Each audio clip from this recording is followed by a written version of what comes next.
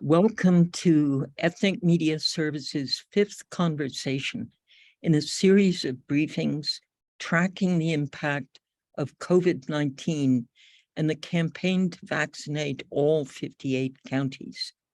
I want to give a special thanks to the California Department of Public Health for sponsoring these briefings that allow us to spotlight what's happening with the pandemic and the vaccination campaign in largely rural and suburban counties far from the metropolitan and coastal cities where so many of us work. I'm Sandy Close, EMS Director and today's moderator. We look today at COVID and vaccines in San Joaquin County, one of the state's smaller counties by area, with a population of roughly 970,000 that is increasingly diverse. Stockton, the county's largest city, counts 30 languages spoken at home. And it's a population that's growing fast due to overflow from the adjoining Bay Area's lack of housing.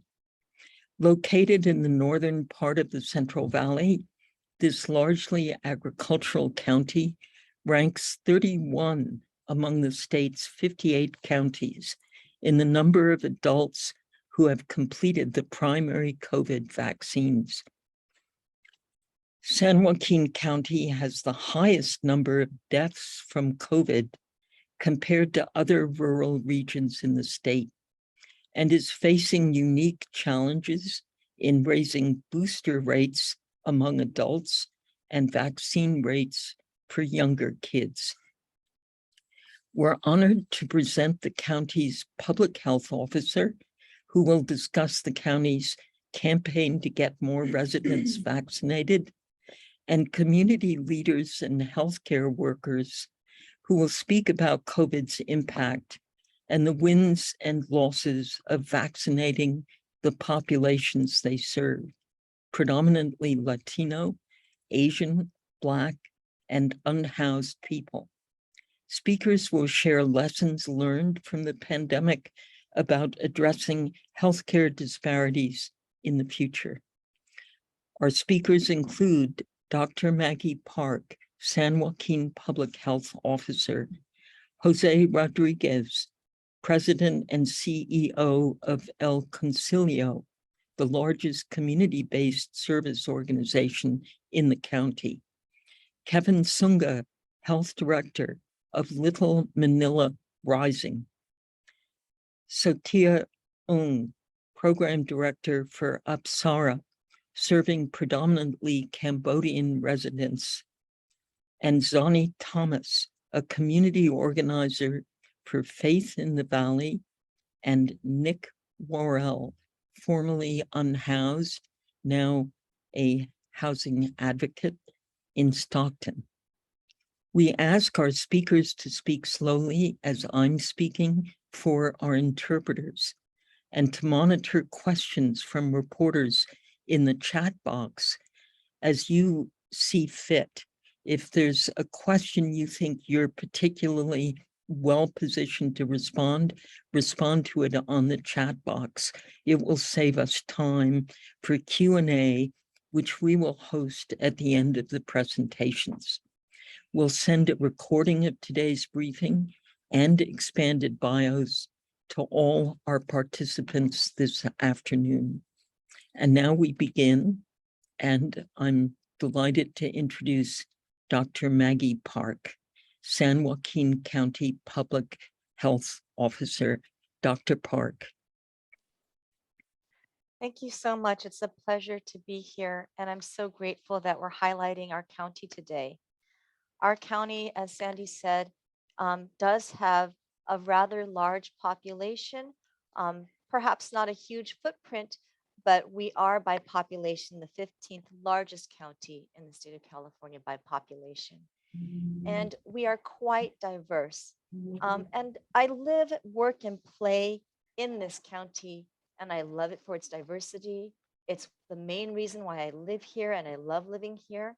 But to be honest with you, when it comes to the COVID-19 pandemic, that diversity has created a challenge for us because we have so many different populations of people to reach with education, with testing, with vaccines.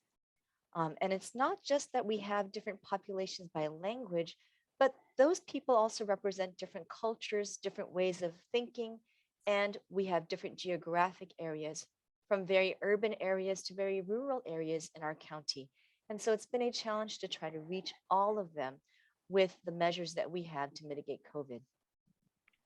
I do have some slides that I want to share. So if we can move on to the first slide, just some data, and I don't want to belabor the data, but wanted to share with you what we have. So I don't know if I can share screen.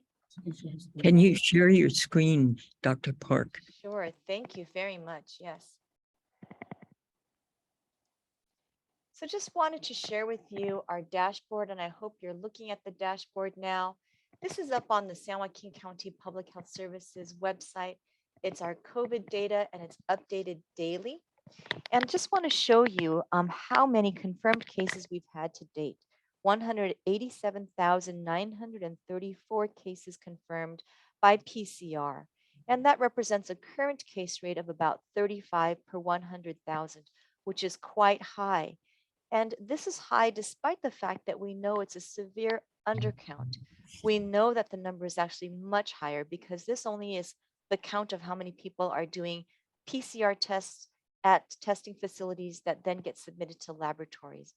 And as you know, many people are now doing rapid tests at home that don't get put into this count. So we know we have a big case rate right now, and that the BA.5 subvariant of Omicron is really driving this. And you'll see that in the last 30 days, if you look at our spark line for hospitalizations, we've seen our hospitalizations rising because of this subvariant. And the most unfortunate number on our dashboard is the 202,270 people we've lost to this disease. We have evidence that vaccines save lives, and we are really trying to get that education out there in messages, in ways that touch people, in ways that try to get them over any hesitancy they may have. Despite that fact, you'll see that we're only 65.6% fully vaccinated in San Joaquin County. That is the number of people 5 years old and above who have received 2 doses. And you know, by now, a lot of the older folks, 50 and above, and people at risk should really be on to their 3rd or even 4th dose, so their 2nd booster. So we want to drive that number up. We've been trying to get that number up.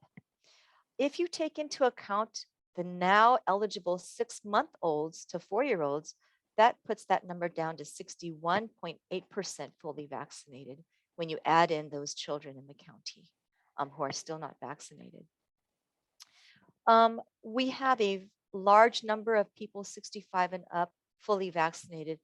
Good 85% of them are vaccinated with 2 doses, but only 57% boosted.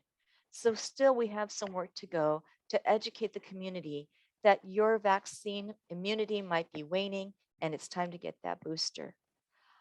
We also try to follow as best we can how many people might have long COVID. And there's a calculation that the CDC uses to try to give these estimates based on how many cumulative cases you've had so far. And we are really estimating and modeling that we believe we've had 25,000 cases of people having long COVID with at least 1 month of symptoms post-infection, and 5,000 people who are experiencing long COVID 3 months post-infection. You might recall that in the beginning of vaccines, when they were rolled out, vaccines were really limited. And at first, we were only giving them to healthcare providers and select groups. Then the state added in teachers, law enforcement, agricultural workers, grocery shop workers. And as a county, we really tried to focus on those essential workers who were not working at home, who were still out in the field and still at risk every day. And you know, that's a lot of our Black and Brown community. For example, agriculture is big here in the San Joaquin Valley. We have many seasonal migrant workers coming through our county. We wanted to vaccinate them, though we know that they don't stay here for long. We were committed to the valley, the Central Valley of California, as a group to wholly vaccinate them as they move from county to county.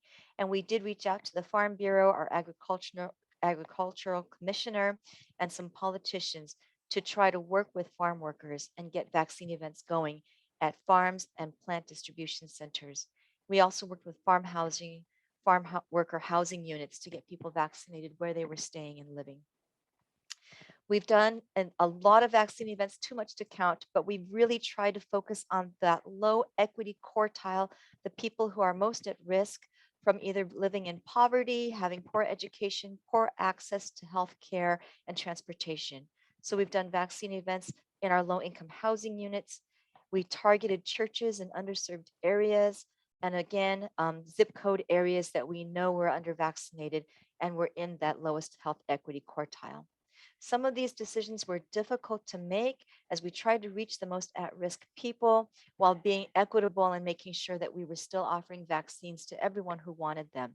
But we did do events for veterans, for example, the elderly, childcare providers, trying to target people that we knew might be at risk. For the elderly in particular, we did work with the RTD. We're very thankful that they now have a service where people can be driven to vaccine events. We had a physician locally do a fund drive, and there was money put into getting people to the vaccine events in Lyft and Uber rides. And we've also created a vaccine team here at Public Health that does vaccinations for homebound folks. And we have a drive of nurses going around every week still doing that. We tried to reach out to people who are medically vulnerable, talked to the health plan of San Joaquin, and some of our earliest vaccine events were done for those people on Medi-Cal who had diabetes. And then, of course, for the unhoused and homeless, we worked with Loads of Hope laundry service that does laundry for the homeless. And with their van, we put our van next to theirs, placed our van at the St. Mary's Dining Hall where some of our homeless population go to find a meal. And we try to get people vaccinated that way. And so next slide, please, if you don't mind. Over time, really, most people who wanted a vaccine and anyone who's wanted a vaccine. Dr. Park, can you advance the slide? Yes, I'm sorry. I'm so used to saying next slide, but I advanced it. So, this is just to show you that by case rate, we're able to follow how many people have had COVID. And you'll see here that really we know that our Hispanic population has made up a larger proportion of people who have had COVID. This is the amount of people, if you take the county as a whole, what proportion of cases are being accounted for by Hispanics. It then goes to unknown, then whites, then Asians. And then if you look at the death rate, you will see again that we know there are certain populations we need to target. Now, this is not to say that the death rate is highest in the Hispanic population. Honestly, the death rate is highest in our Native Hawaiian and Pacific Islander population. This graph shows out of the entirety of people who have died in the county, how many people were Hispanic.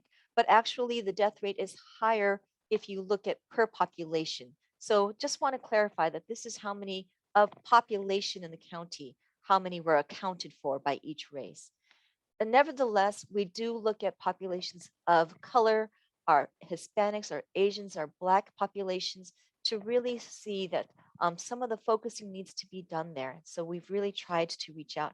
And I'm so thankful for the other panelists and speakers who are here today because they represent their communities well, and they have worked with public health greatly. I'm so thankful for all of them, for all the work they've done to help us reach those communities. Thank you, Dr. Park. I need to move on to our next speaker, but a very fast question. What would you say is your biggest challenge? What do you wake up at night worried about? I think it's the reasons why people are hesitant. And we've asked that in surveys. We've asked that to our Resilient Advisory Committee, which is made up of our community business organizations and faith-based, still trying to get over a lot of the misinformation and disinformation that's out there.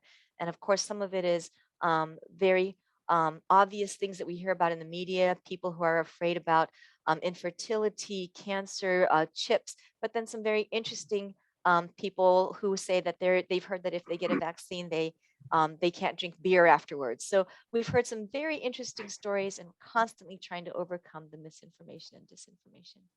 Thank you. And thank you for putting together such really fascinating slides where we can see, for example, vaccinations by race. And this raises a whole set of new questions. Why, for example, whites are so under-vaccinated? Is there a strong anti-vax movement in San Joaquin? For journalists, these are really fascinating slides, and we'll come back, hopefully with time for questions. Thank Sure. you so much for an excellent presentation. Thank you. Next, we go to Jose Rodriguez, who's president and CEO of El Concilio. Thank you very much, Mr. Rodriguez, for joining us. Thank you. Good morning. Thank you for the opportunity to be with you this morning. So I'll just go ahead and get started.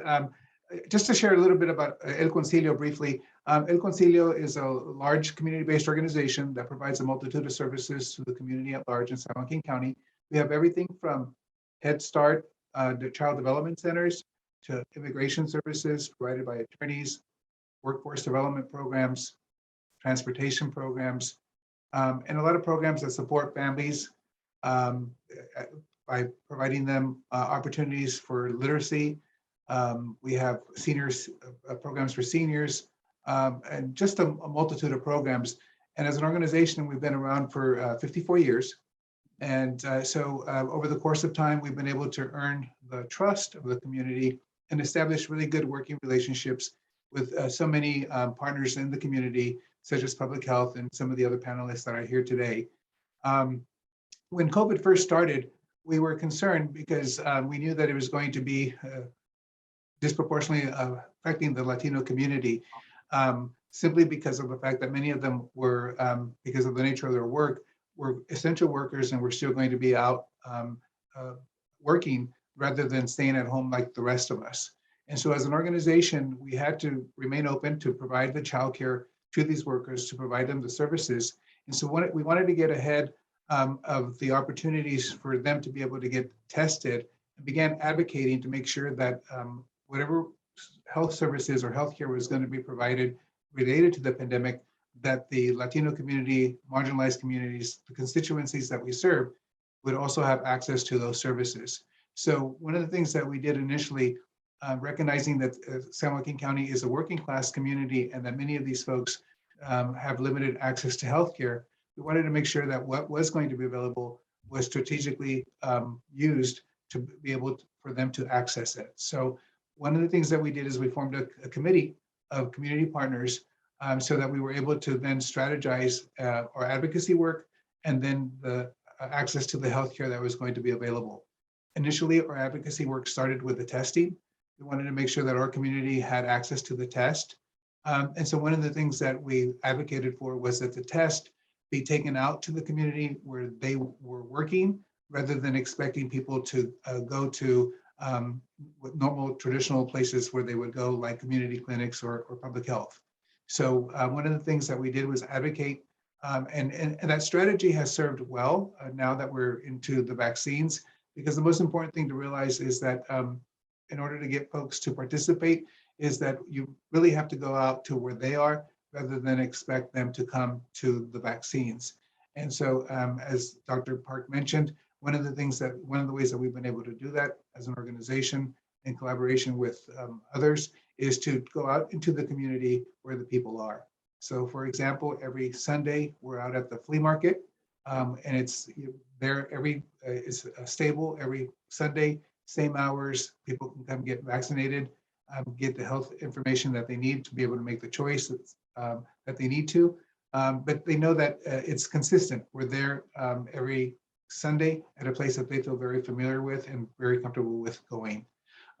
So in strategizing where we wanted to, how we were going to make sure that our community had access to the information and the vaccines, we began to look at who was able to reach certain constituencies better than us, for example, and then have each organization that was part of this collaboration reach out to their constituency to make sure that people got the information that they needed. For example, in working with the NAACP, we knew that they were best equipped to reach out to the African American community. In working with Little Manila, we knew that they were best equipped to reach out to the Filipino community. But we wanted to make sure that all our partners, that we were working strategically to make sure that we would make the most of the opportunities for folks to get vaccinated. Because once we set up an event, we wanted to make sure that all the vaccines that were available were used up by the community. So, and as Dr. Park mentioned, one of the biggest challenges that we have had is the disinformation that's out there regarding the vaccines and what they do to people in terms of the, some people felt that they put chips into you, some people felt that they caused infertility. So a lot of the work that we've done initially has been education to make sure that people understand about the vaccines, answer their questions and concerns.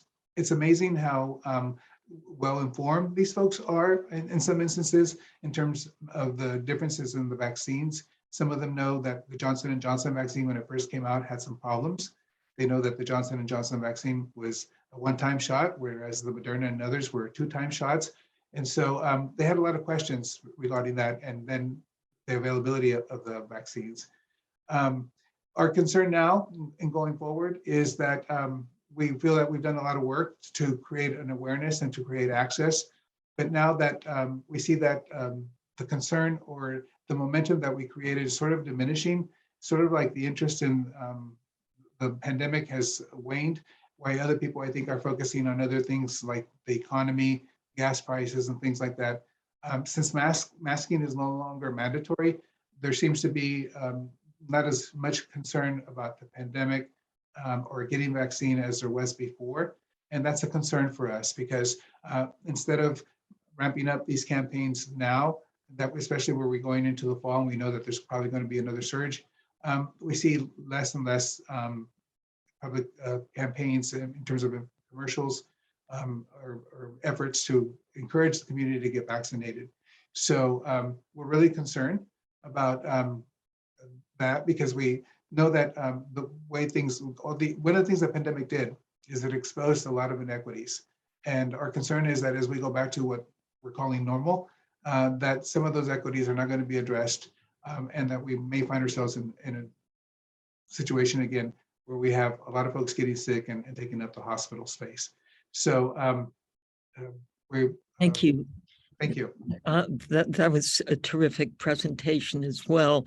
There are media on our call who have radio and video and other broadcast platforms who may be getting in touch with folks afterwards to do one-on-one interviews. This is such a wealth of information and sources from a part of the state that's so important, but we don't often have access. So my thanks to you again. Our next speaker is Kevin Sunga, who is Health Director for Little Manila Rising.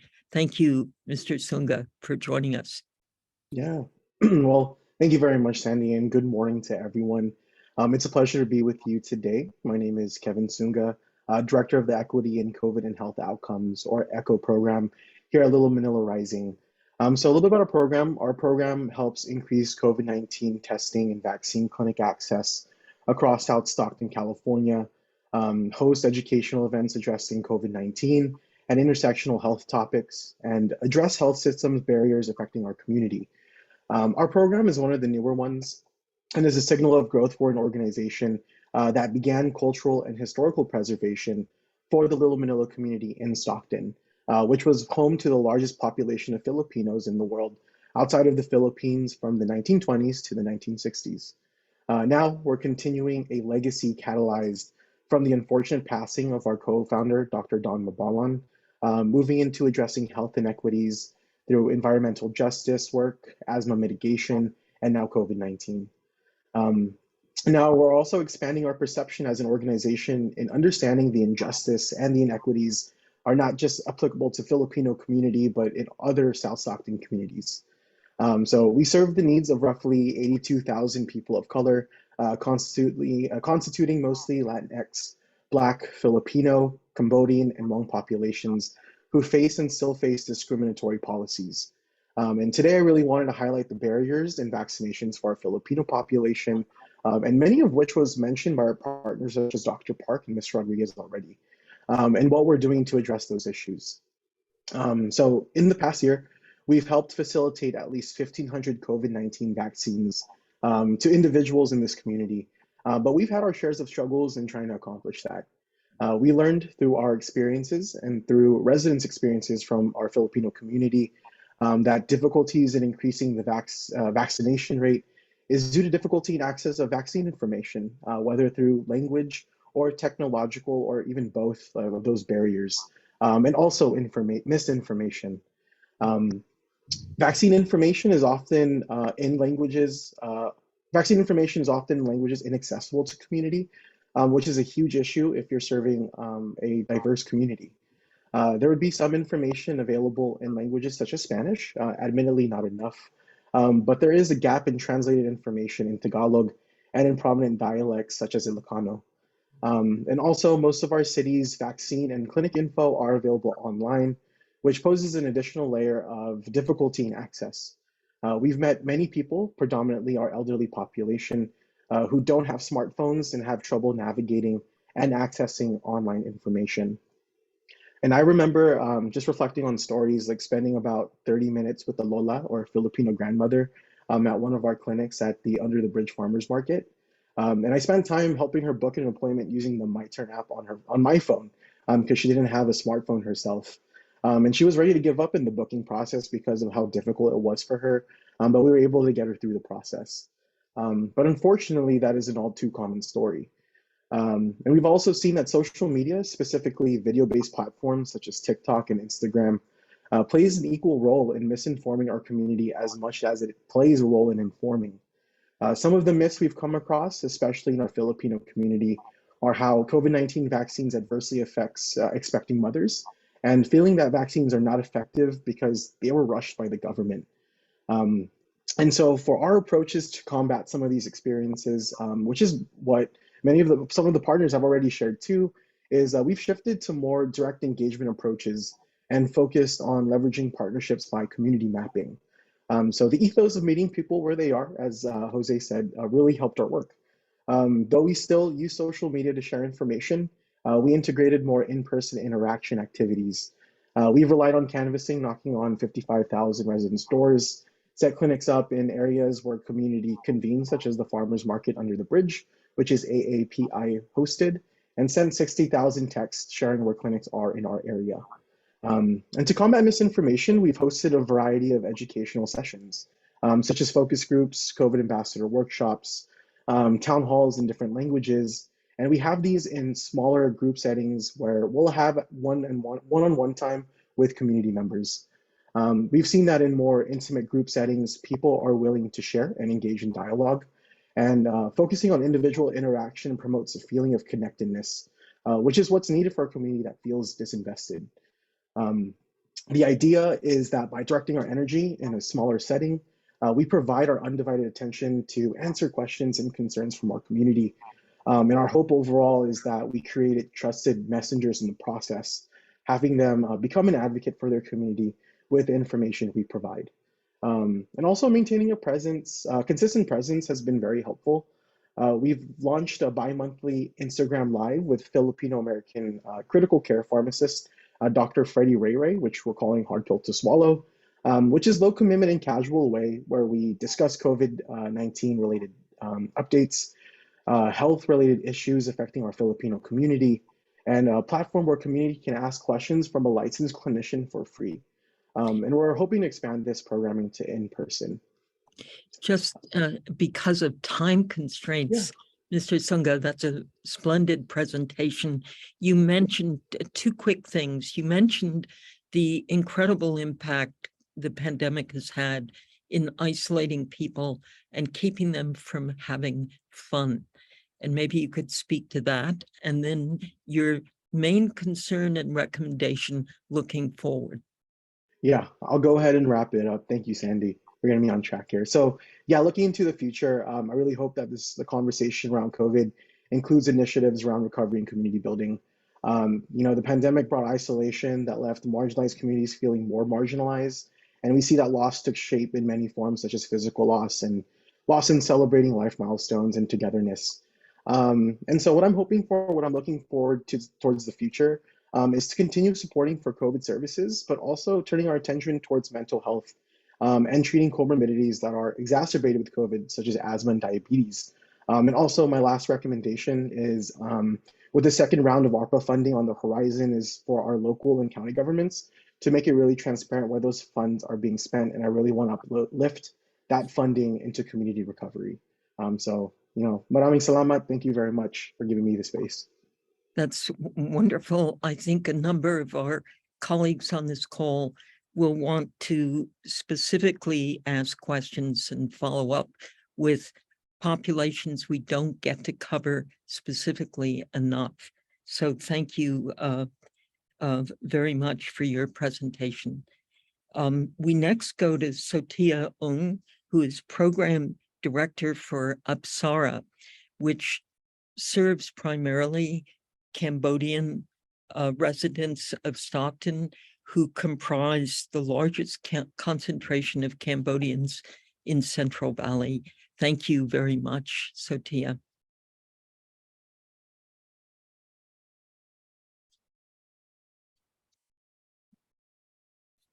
Let's see, Sotia. Yeah, there sorry. you are. Okay. Yeah, hi, Jimrepsu, everyone. Good morning. Thank you, Sandy, and for all your team that are having us here today to share our campaign with the COVID-19. And also, I want to take a chance to share a little bit about Apsara, who we are, who we serve. So Apsara, we own the apartment complex called Park Village Apartment with over 95% of the resident are Cambodian refugee. They've been here since 1980. We operate the housing, but we also have the in-house social services for the resident and for the surrounding community as well. So I have 4 points to share today. One is who we serve and the challenge they face, and also what Apsara role and what is the key role for the vaccination in our community, and also what is the impact that COVID bring to our community, particularly for Cambodian, but also as a whole, and also the a recommendation that I have from our lesson that we learned from the pandemic and also the struggling that we have. So first, a Cambodian that we Cambodian community and as the Southeast Asian community as a whole, they are most of them live in the low income environment. They depend mostly, more than 80% of them are depend on government or public benefit, like food stamp, SISA, and they are from the farming background. They are very, very low UK. They are low literacy. They do not speak English. They do not read and they do not write even their own language. So those are we serve, and they majority of them have mental health because of the refugee experience, torture, starvation, separation of the family, trust issue, and also connected to the culture and belief, the difference between the country they come as well. So those are the challenge. There's an issue that already exists before COVID-19. So when the COVID-19 hit in early 2020, our role, what we're trying to do is to bring the vaccine or to bring the awareness and education to the community as fast as possible. But it took us such a long time. It's almost over 1 year that we can host that we can have the vaccine clinic for the community, like a response. And thankful and grateful to the partner here, like Little Manila Rising and El Concilio. We have our first vaccine clinics back in March and April in 2021 with El Concilio. It's part of the agriculture clinics. This focus for the people who work in the farm. but we can, like coordinate and get the seasonal worker, it's mostly the Asian community, to get the vaccine as well. But that's showing us that the infrastructure, the navigation issue, the system that we have is so complex that's very hard for us to coordinate and work together. So another role that we play is we provide coordinated transportation, we provide interpretation to the family.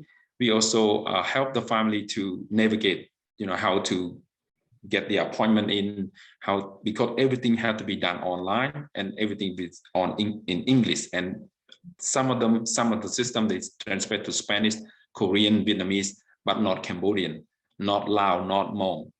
So those are that be lacking of. And so Apsara take it in and help people to access to those. And another key play that we do, we reach out to the underserved community, like a homeless community, the gang member, or the incarcerated, and also the seasonal worker who are moving from place to place across the Central Valley. So we also coordinate them and get them to the vaccine as well. And we also host the community workshop where we invite the family, the doctor who are serving the community, who are Cambodian, who can speak Cambodian, or who can speak the community language, to host the community presentation so that it can share, like Dr. Park have said, that there's a lot of misinformation in the internet, there's a website, there's also a lot of misinformation around the community. And imagine if that information in English, but also they are also in any different language, and the people who do not speak English could not access to the, what is the truth, what is the actual information that from the CDC or the CDPH, how much loss they are in to get those information. So that's why we host the community workshop, to bring that, to share what is the myth, what is the misinformation, and what is the information from the CDC or the CDPH. So what impact that bring to the community? For us, as Sandy and Dr. Park have mentioned, that the most diversity of the community, and also bring challenge, right? So we talk about immigration, we're talking about deportation, family are worried about immigrant status, they do not have status, so that is their worry, so when you're talking about vaccine or prevention, it's not their top priority. So that brings a huge challenge. Refugee background, they do not speak, the language is a barrier, the culture is a barrier, the belief, and also the how to navigate. A majority of the office of the local agency who provides service to community closed, so they only open to phone call and internet. And if you talk about the community who do not have English capacity, how they can access that? So that is a huge challenge for those that can access to services. Mental health, as I mentioned, housing or homelessness. Another issue is gun violence. There's already violence already existing in the community, but when the COVID-19 hit in, the violence continue to increase and get more intense. And we also see a lot of the suicidal family conflicts and violence in the community. And it's hard to walk around when it's after the sun's down. And even though some community even scared to get out from their home. The healthcare access is the same as before COVID and during COVID, that we can host clinics, but if it's far away from their house, it's not close enough, and they do not have anyone to help them or trust in those clinics, people don't go there. You can see that there's less and less people go to clinics, go to vaccine. And the system itself, it's not built for such a diverse community. The system is lacking in many ways. And even though the provider is not represented to the community as well. So who can play the big role here is a community-based organization. It's a faith-based organization that can support the healthcare system to connect, to build a bridge in between. And we lack of that. We need to work more on that part. I'm going to wrap it up. Okay, Sandy, go ahead. No, just to wrap it up, it's such an important information you're providing. So I think I have a few kind of like a suggestion and recommendation. I think the way that give you 1 minute, okay? Okay, I think the way that the pandemic also give us the chance that we should work together more faster, and then build a strong intervention and prevention, long-term infrastructure development, that we should work together and build such things so that we can ready for the next hit. We don't know how big it is for the next one, so we have to be ready.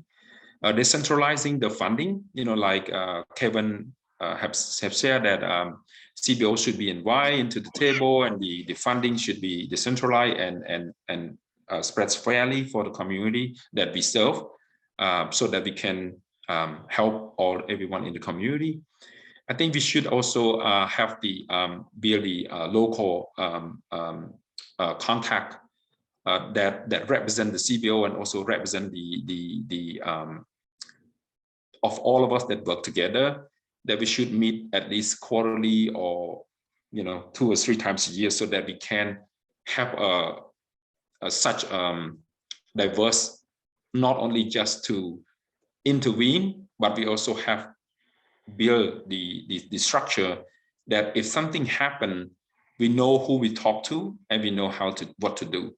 Okay. So thank you so much. Thank you. And your very important point that COVID, in a way, really hurt the balance, the equilibrium in the community of Cambodians living in the housing complex Apsara works in. This was a very important insight that goes beyond the specifics of physical health to mental well-being. So thank you very much for that presentation. Our last 2 speakers speak specifically about issues of reaching unhoused populations. And I'm grateful Zani Thompson can join us and lead us off, and then introduce us to Nick Morrell. Zani is a community organizer with Faith in the Valley. Mr. Thompson. Thank you so much, Sandy. And thank you to all of the wonderful speakers who have gone before me. You guys have all been amazing and given some amazing information.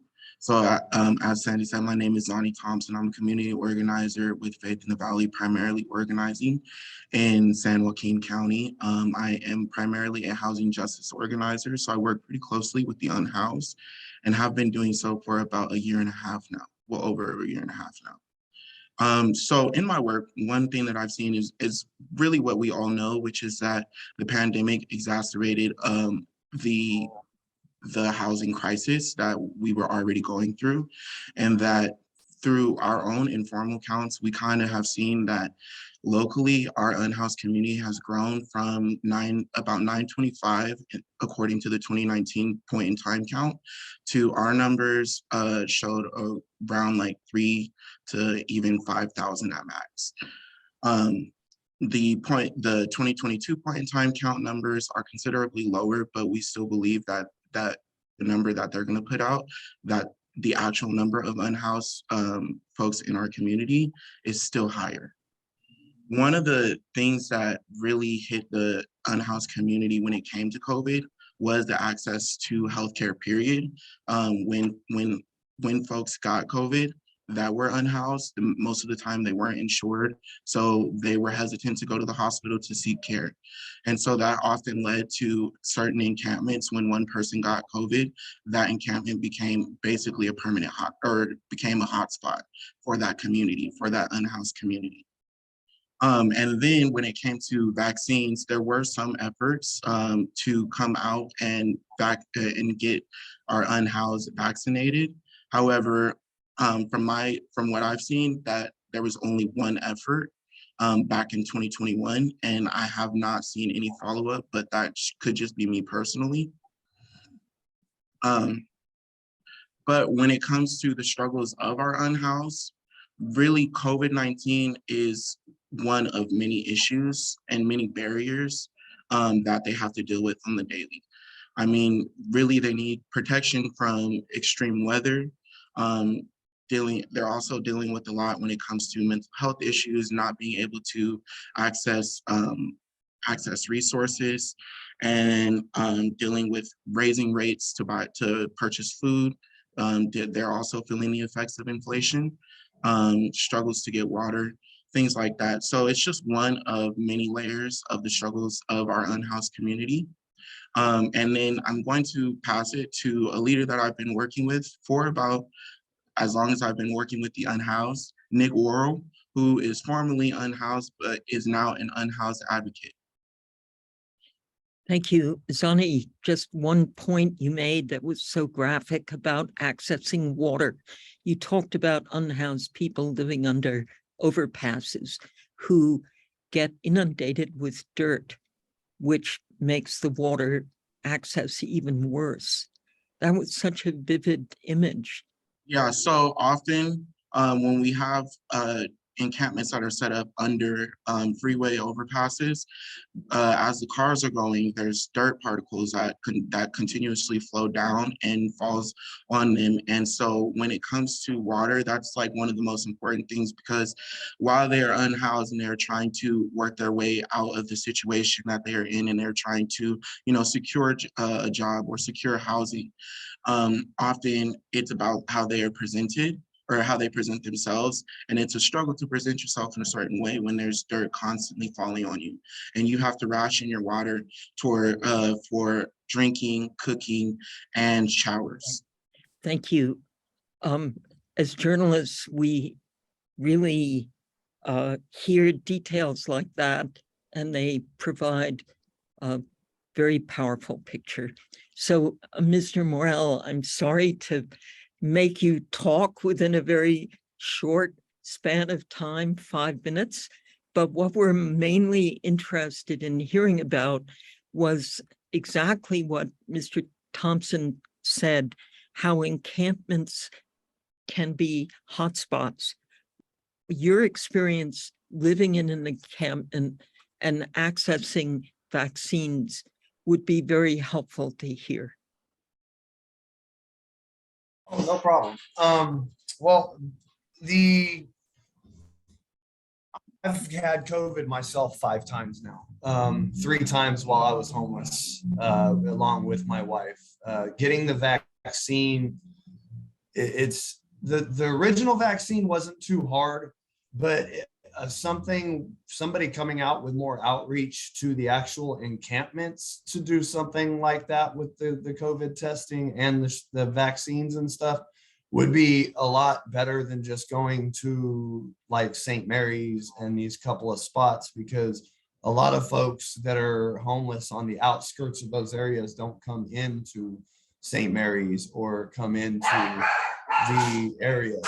So actually going to the encampments might make it easier to kind of get everybody vaccinated and taken care of. The other issue with that is when you're homeless, it's hard to keep a phone or internet or a piece of paper showing that you've had your COVID test or shot or your boosters. So when we go to try to get our booster shots and you don't have that proof that you've been vaccinated, they won't even see you or try to give you a shot. So we need to find a new way to go about being able to show for the unsheltered, for them to be able to show that they've been vaccinated so that they can get their boosters. Because I've only had my vaccination. I haven't had any of the boosters myself.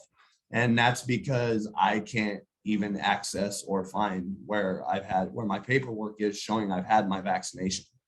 So because of that, nobody will give me an appointment for a booster shot.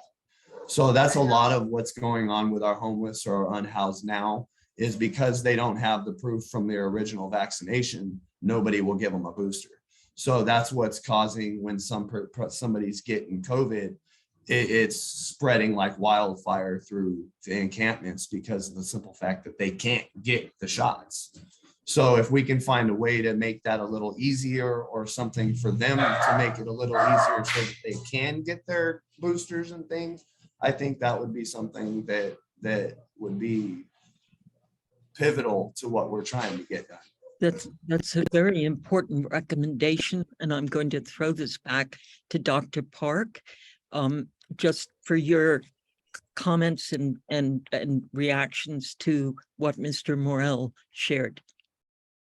Yeah, thank you for sharing that. And I'm just trying to think through solutions, and maybe you can work with Zani on it. We can, here at Public Health, get into a computerized system run by the state called Care2, and we could look up anybody by name and date of birth and reprint a vaccine card that might have been lost or misplaced. So we can look you up and prove that you've had 1 dose, 2 doses, 3 doses, and get you a new card. But that's not easy when we're talking about having unhoused people come here to the public health building and picking that up. If there's something that we can do to work to get many cards at once, give us the names, give us the dates of birth. We'll get you the information, and we could do that for you. We're happy to.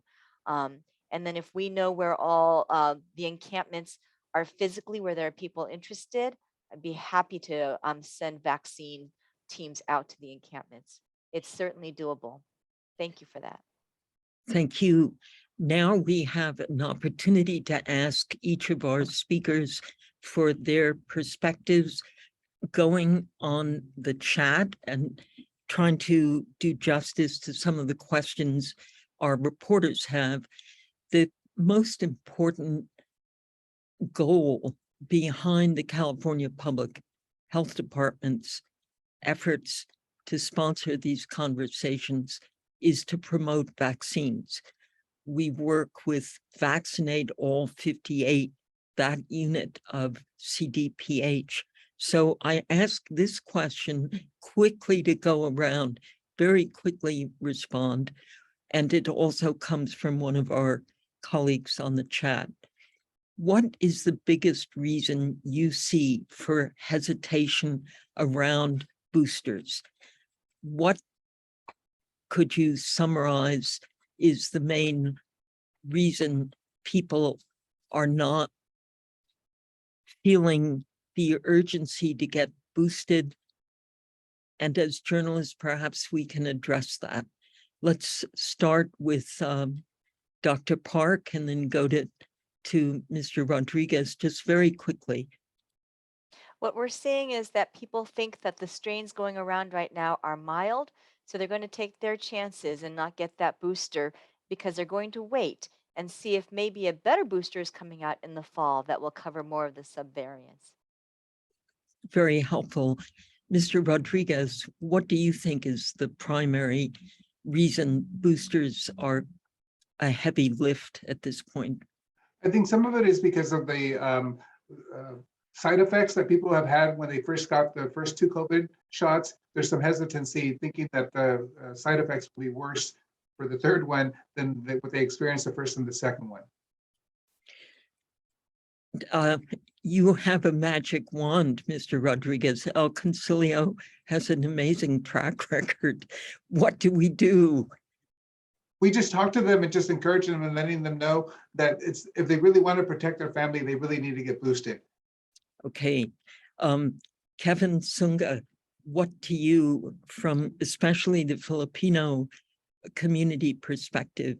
And I loved what you said about how your community lives to be together, lives to have fun and family gatherings, and losing that was a great loss to morale. Now, factoring in boosters, what do you think is the main hesitation among Filipinos? Yeah, what we've heard from the farmers market under the bridge is it continues on with misinformation and also a bit of complacency. There's a lot of folks who believe that the initial series is enough protection to protect them from COVID and doesn't factor the variants. So yeah, and continuing on with that, how can we help? I think San Joaquin County Department of Public Health and Vaccinate All 58 have promoted very positive messaging, saying that if you do get boosted, then you can go back and live in a sense of normalcy, gather safely. So that's what's also been effective to address the second question there. Thank you. And so Tia, what would you say? And one of the powerful points you made is that people are afraid to go out after dark, especially, that there's a sense that it's not peaceful. Could this be a factor in people hesitating to get boosted?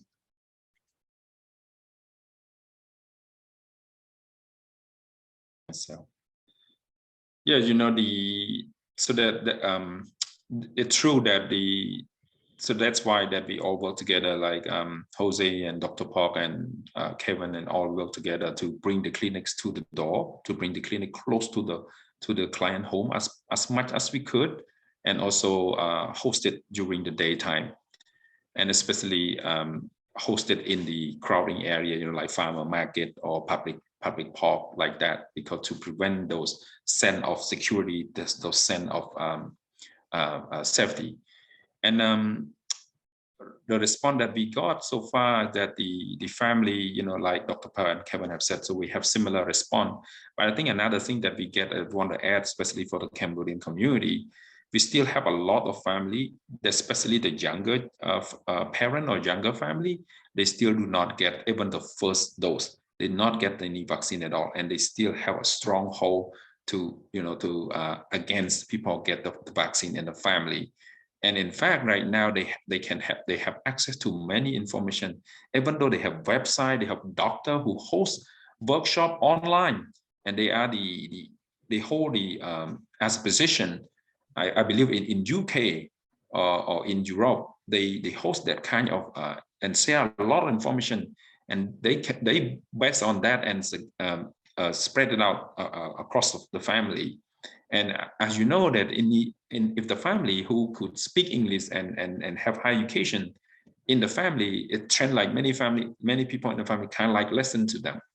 So we have that kind of conflict in the family as well, that bring those misinformation and those myth to. That's why the decision is hard to make. We also see another thing that similar to Dr. Park have mentioned, that they rather take a chance because they already got two doses already, and the sense that they have enough, and they don't see people who already have vaccine are falling severe illness or death. So they said that's enough for them. Okay. They don't want to get booster anymore. Yeah. These are really helpful insights. Now, Mr. Thompson, what are you seeing as the primary barrier?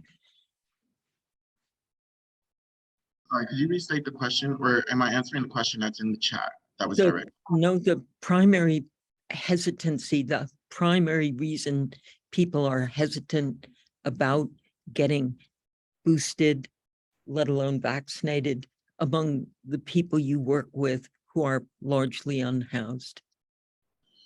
I think with that, it's the misinformation around the boosters and the effect that they have on individuals is probably the main thing.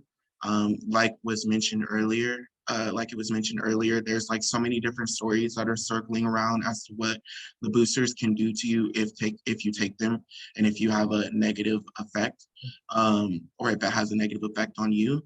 And I think that has led to really a lot of the hesitancy within every group, to be honest, not just our unhoused, but within every group or demographic. This is, of course, a call to action for us in the media, but it's very challenging to know how to address misinformation and disinformation without exaggerating it, without magnifying it. Our last question goes to Mr. Morel. What, in your mind, what keeps you hesitant from getting boosted? Me personally, a lot of it's transportation to be able to get to where I can even do it. A lot of it is I have so much going on that, you know, being able to walk in to get it done would be easier than making an appointment. And so being able to have the option just to walk in somewhere and get it done versus, okay, I need to make an appointment to get this shot and then hope that you can make the time. But a lot of it for a lot of the homeless is the same thing, transportation. And then a lot of the propaganda that came out originally when the shots started coming out with the side effects and the government's trying to do this with the shot and that. So a lot of people are still, you know, stuck in that area of it too. So it's just trying to get a lot of people to see the other side of it and not the propaganda side of it, and know that they need this for their health, especially those that have underlying risks, versus, you know, thinking the government is just trying to track them or whatever. So Right. a lot of people think a lot of different things. Well, Dr. Park made a wonderful comment at the beginning, which is that she loves living in San Joaquin for its diversity, and I'm sure many other reasons, but that was such a positive note. And I want to end on that positive note that you speakers have been extraordinary ambassadors for San Joaquin. It makes us really want to do more to cover the remarkable efforts you're making to get us through this pandemic. So my thanks to each of you for your time and sharing your lived experience as well as your expertise.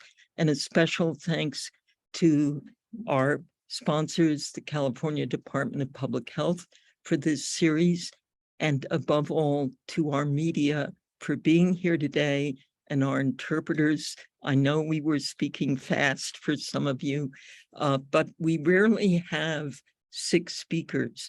Actually, we could have had 7, but I had to cancel a speaker from Lodi because I knew we just couldn't get through the full house of speakers we had today. My thanks to each of you. We'll be following up shortly. And again, this conference is closed with a huge shout out to all of you.